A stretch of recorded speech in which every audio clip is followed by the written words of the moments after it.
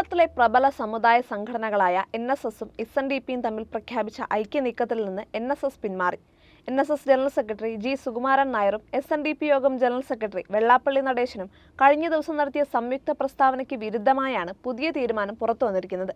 കഴിഞ്ഞ ദിവസം ചേർന്ന NSS ഡയറക്ടർ ബോർഡ് യോഗത്തിൽ ഐക്യനീക്കത്തിനെതിരെ കടുത്ത വിമർശനമാണ് ഉയർന്നത്. വെള്ളാപ്പള്ളി നടേശൻ മലപ്പുറം വിഷയത്തിൽ അടുത്തിടെ നടത്തിയ വിവാദ പരാമർശങ്ങൾ ഉൾപ്പെടെയുള്ള കാര്യങ്ങൾ ബോർഡംഗങ്ങൾ യോഗത്തിൽ ചൂണ്ടിക്കാട്ടി. ഇത്തരം നിലപാടുള്ളവരുമായി സഹകരിക്കുന്നത് സംഘടനയുടെ അന്തസ്സിന് ചേർന്നതല്ല എന്ന അഭിപ്രായമാണ് ഭൂരിഭാഗം അംഗങ്ങളും പങ്കുവച്ചത്. സംഘടനയുടെ അടിസ്ഥാന മൂല്യങ്ങളിൽ നിന്ന് വ്യതിചലിച്ചുകൊണ്ടുള്ള യാതൊരു ഐക്യത്തിനും NSS തയ്യാറല്ലെന്ന് G. സുകുമാരൻ നായർ ഒപ്പിട്ട പത്രക്കുറിപ്പിൽ വ്യക്തമാക്കി. ഇതോടെ ഇരു സംഘടനകളും കൈകോർക്കുന്നത് കേരള രാഷ്ട്രീയത്തിൽ വലിയ മാറ്റങ്ങൾ സൃഷ്ടിക്കും എന്ന പ്രതീക്ഷകൾക്ക് മങ്ങലേറ്റു. നേരത്തെ CPM ഉൾപ്പെടെയുള്ള കക്ഷികൾ ഈ ഐക്യനീക്കത്തെ സ്വാഗതം ചെയ്തിരുന്നുവെങ്കിലും പുതിയ നിലപാട് അവർക്കും തിരിച്ചടിയായി.